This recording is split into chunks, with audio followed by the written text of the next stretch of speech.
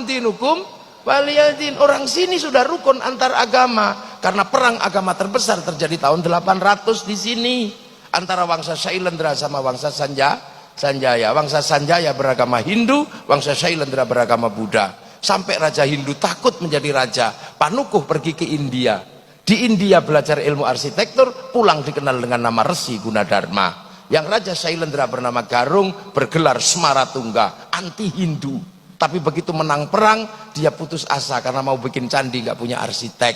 Maka arsitek yang disuruh bangun adalah orang Hindu yang bernama Panukuh. Lahirlah candi Hindu, candi Buddha, nuansanya Hindu yang dikenal dengan Sambara Budura, Borobudur. Makanya kalau ada yang mengatakan Borobudur tinggalan Nabi Sulaiman, tertolak dengan teori itu. Kenapa? Karena Nabi Sulaiman berada di tempat yang namanya Ardul Muqaddasah, dan Ardul Muqaddasah bukan Sleman. Maka ndak usah sok Nabi Sulaiman dari Sleman. Lah iya, saya nanya jin yang paling tua bukan katanya. Lah itu akhirnya ada nuansa Buddha, ada nuansa dalam candi Buddha. Tiba-tiba anak Raja Buddha ini, si Semaratungga punya anak namanya Pramodawardhani Sematawayang, jatuh cinta sama si Panukuh yang orang Hindu. Mau nggak mau dikawinkanlah antara anak Raja Buddha dengan orang Hindu yang anti Buddha, tiba-tiba yang anti Hindu, tiba-tiba anaknya jatuh cinta. Makanya yang kemarin 0102 jangan terlalu serius, jangan-jangan anakmu saling jatuh cinta. Apalagi sekarang Pak Jokowi sama Pak Prabowo jadi satu. Ini hanya terjadi di Indonesia. Gak usah malu, gak usah malu, gak usah malu. Yang kemarin mau jihad, mau apa, gak usah malu. Kalau engkau tidak menangkan kami, aku takut tidak lagi yang menyembahmu. Udah gak usah, gak usah. Gak usah, gak usah, udah. Ini Pak Jokowi, ini Pak Prabowo, orang-orang hebat di Indonesia. Akhirnya 5 tahun ke depan orang juga takut kalau berseberangan terlalu serius. Jangan-jangan kayak kemarin. Ini selesailah para supporter ini. Ampun sudah sekarang ini. Ketemu strategi berangkulan antara orang Jawa, ya orang Jawa Solo dan orang apa Pak Prabowo itu turunan mana itu? Jawa sama Manado. Rukun gitu. Yang lain supporternya, hah?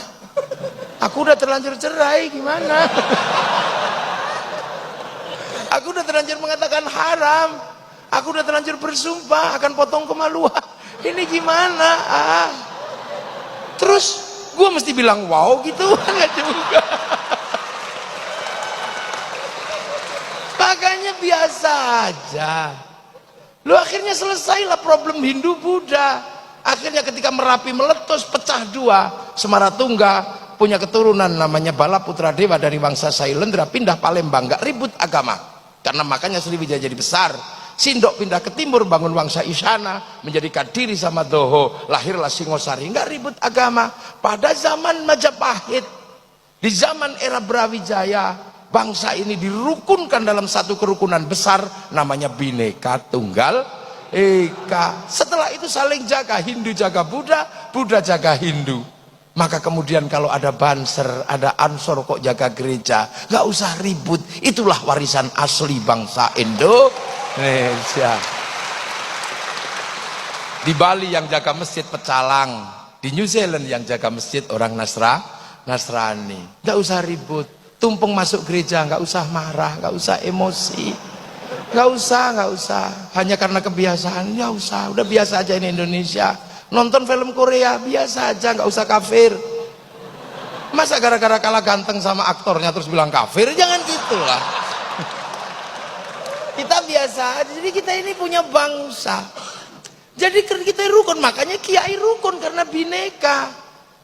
Para tilmidun muridun rukun dalam bahasa santri, dan sampai hari ini kerukunan itu terjaga. Hanya di Indonesia Yamaha rukun sama Honda, hanya di sini. Hondamu apa? Mio, itu hanya di sini. Hanya di sini minuman botol rukun dalam nama Aqua. Hanya di sini mie instan rukun dalam nama Sarimi. Hanya di sini seluruh pompa air rukun dalam nama Sanyo.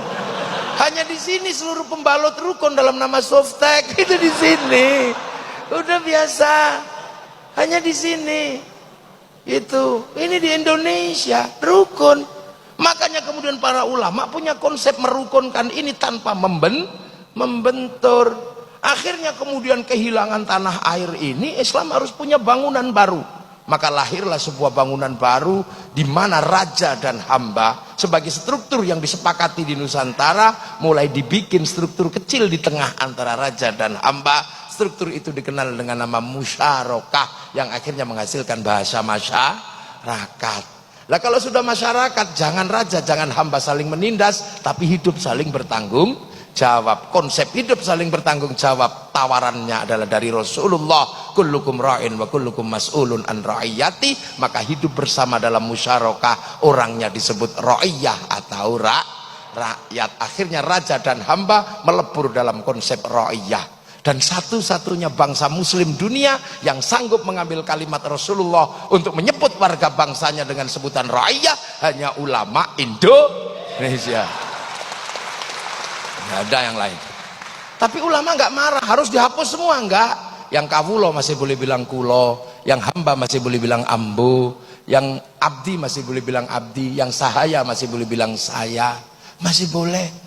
Jadi gitu. Lah terus kemudian ro'iyah kalau ngumpul, Al-Quran menjelaskan wasyawirhum fil amri, maka kemudian lahirlah konsep musyawarah.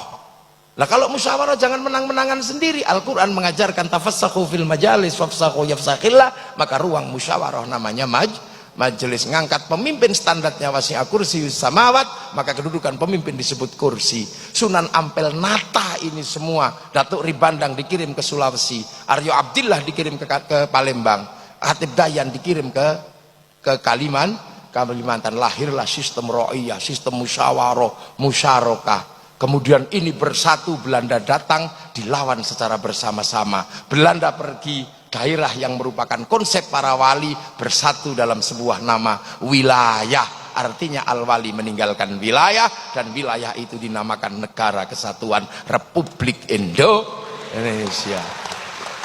Makanya kalau ada pertanyaan kenapa Arab satu bangsa bisa pecah menjadi puluhan negara, kenapa Eropa satu bangsa bisa pecah menjadi puluhan negara, tapi kenapa Nusantara yang puluhan bangsa mampu bersatu dalam satu negara? Karena ada santri, ada kiai. Ini jawabannya. Dan kalian menikmati itu hari ini, siapapun apapun aliranmu, menikmati itu. Yang Nasrani, yang Hindu, yang Buddha, yang Islam menikmati itu semua pada konsep besar Bhinneka Tunggal Ika. Makanya kita pakai merah putih. Penyelesaian kita antar bangsa pakai Pancasila. Makanya jangan kau bawa sistem penyelesaian bangsa lain menggunakan dibawa ke sini. Perdebatan penyelesaian bangsa setelah Bung Karno, zaman Balai Pustaka, apakah akan diselesaikan dengan cara Eropa? Tidak bisa. Lahirlah sebuah novel yang kemudian dikasih judul Salah Asuhan. Apakah akan diselesaikan dengan cara Arab? Tidak bisa. Lahirlah novel di bawah lindungan Ka'bah. Apakah akan diselesaikan dengan cara Indonesia full? Tidak bisa. Kenapa? Lahirlah novel namanya Siti Nurbaya. Apakah akan diselesaikan dengan cara Belanda? Lahir tenggelamnya kapal Van der Wijk. Apakah mau diselesaikan dengan itu? Nah sekarang banyak yang menganggap bangsa ini sakit, tiba-tiba membawa penyelesaian dengan cara dari luar. Makanya aneh. Membawa Hizbut Tahrir ke Indonesia itu aneh. Hizbut Tahrir didirikan oleh Taqiyuddin An-Nabhani untuk menjadi problem solvingnya bangsa Filistin, dan itu gagal di Filistin. Maka kenapa kau bawa produk gagal masuk ke Indonesia? Jangan. Ikhwanul Muslimin kemudian mau dipakai menyelesaikan problem Indonesia, nggak bisa. Ikhwanul Muslimin didirikan oleh Hasan Al-Banna sebagai problem solvingnya orang Mesir, dibawa ke Indonesia, di sana gagal, Mursi digantung. Akan kau selesaikan untuk Indonesia? Nggak mungkin. Kita bukan tipologi sana, kita puluhan bangsa bersatu dalam satu negara kesatuan Republik Indonesia. Maka kita pakailah problem solving Nusantara, cara-cara Indonesia. Kemudian Hizbut Tahrir yang merupakan khilafah tahririyah, ya akhirnya nggak laku. Biar laku dihubungkan dengan khilafah ala minhajin nubuwah. Khilafah minhajin nubuwah itu adalah alamatus sa'ah. Dia datang bersama hari kiamat. Kalau khilafah tahririyah itu bikinan Taqiyuddin An-Nabhani. Maka biar seolah-olah Taqiyuddin An-Nabhani dengan khilafah tahririyah nyambung dengan khilafatun nubuwah yang bagian dari tanda kiamat, maka ada yang selalu mengatakan kiamat sudah dekat. Masih jauh, masih ada santri. Lu santri kalau zikir bunyi, maka yang tidak ngerti bisa dengar menirukan. Pakai speaker yang jauh bisa dengar menirukan. Yang lain cuma diam gini. Nah, yang nggak bisa zikir sampai mati juga nggak bisa zikir, nggak dengar apa-apa. Strategi luar biasa. Makanya jangan kau sebut negeri ini tauhid. Gitu loh. Maka karena konsep besar adalah wilayah, maka santri yang merupakan tinggalan para wali, begitu bangsa ini harus memilih sikap. Apakah sikap memilih dasar Islam ataukah sikap memilih dasar bangsa dan negara? Kiai Hasyim Asy'ari memilih sikap bagaimana membangun bangsa dalam ketuhanan yang Maha Esa, meninggalkan yang namanya dan kewajiban syariat Islam bagi pemeluknya. Dan ketika bangsa ini diganggu, kenapa? Karena apa? Karena kedatangan bangsa yang akan mengganggu bangsa. Kesadaran wilayah, kesadaran musyarakah, kesadaran bahwa ini adalah tinggalannya para wali harus dipertahankan. Maka ketika Belanda datang, kaum muslimin melakukan perlawanan, dan perlawanan itu diambil alih oleh santri dengan bikin keputusan yang sangat syar'i, namanya resolusi jihad tanggal 22 Oktober tahun 45. Meledaklah 22 Oktober perlawanan santri, dan dari 22 Oktober lahir 10 November. Tanpa 22 Oktober, tanpa resolusi jihad, tidak ada yang namanya 10 November. Maka 10 November hari pahlawan, 22 Oktober hari santri Indonesia. Nggak bisa. Lah kenapa bermula dari mana? Dari merah putih. Berawal dari merah putih. Dulu merah putih paling dibenci sama Belanda karena mempersatukan. Kiai santri akhirnya tidak bisa mengibarkan merah putih depan rumah, kibarkan di atas rumah kalau mau bangun. Belanda curiga tiangnya dikasih tebu, Belanda curiga tiangnya dikasih kayu, dikasih bambu, dikasih padi, masih curiga dikasih pisang, masih curiga dikasih kelapa. Akhirnya datang ke situ bawa makanan tumpeng sama ingkung. Doanya Allahumma barik, maka datangnya tumpeng ingkung dikenal dengan nama barian. Allahumma barik. Akhirnya makanannya habis, padinya mengering, tebunya mengering, pisangnya rontok, kelapanya rontok, yang tersisa tinggal merah putih. Ini perlawanan kami mencintai persatuan lewat bendera merah putih. Tapi oleh Belanda akhirnya ditambah biru, santri ngamuk disobek. Begitu disobek mereka ngamuk semua, dan yang paling bertanggung jawab adalah santri. 22 Oktober resolusi jihad menghasilkan peristiwa 10 November di Surabaya. Makanya bagi anak milenial kadang merah putih hanya berharga 50.000, tapi santri yang menganggap ini bagian dari perjuangan nenek moyangnya mempersatukan Nusantara, maka merah putih berharga nyawa, ribuan nyawa. Sekarang merah putih tidak minta darah dan tidak minta nyawa, hanya kita minta diangkat oleh tangan kita kiri. Bagi anak milenial yang nggak mengerti ini, dia akan mengatakan tauhid, mengatakan bid'ah, mengatakan musyrik. Ini pasti zaman perang nenek moyangnya, bukan bagian dari sejarah perlawanan bangsa. Ini Nusantara. Dan sekarang bangsa ini terus akan maju di tengah pergeseran besar antar bangsa.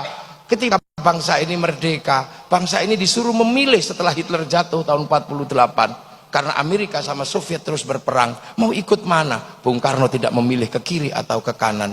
Akhirnya kemudian Bung Karno dijatuhkan. Sampai di eranya Pak Harto, kiri dan kanan masih terjadi Amerika sama Soviet. Dan hari ini pertarungan besar Amerika sudah mulai diruntuhkan oleh kekuatan baru namanya Shanghai Corporation. Anak-anak mahasiswa pasti tahu itu. Shanghai Corp adalah negara baru yang bangkit setelah kelompok yang menyebut dirinya United Kingdom, United States. United Kingdom, United States dulu bangkit karena punya minyak dari negara Arab namanya Aramco. Maka setelah Aramco tidak lagi mensuplai, maka kemudian negara-negara kecil-kecil ini mencari minyak dari negara Syiah, negara Sunni, lahirlah kelompok besar namanya Shanghai Corporation. Amerika emosi, maka kemudian sumber minyak Shanghai Corporation diantem dengan isu Syiah Sunni. Maka kita mengenal isu Syiah Sunni, tapi proses itu gagal. Kenapa? Karena Indonesia nggak terlibat. Coba Indonesia terlibat dalam konflik itu, pasti jadi.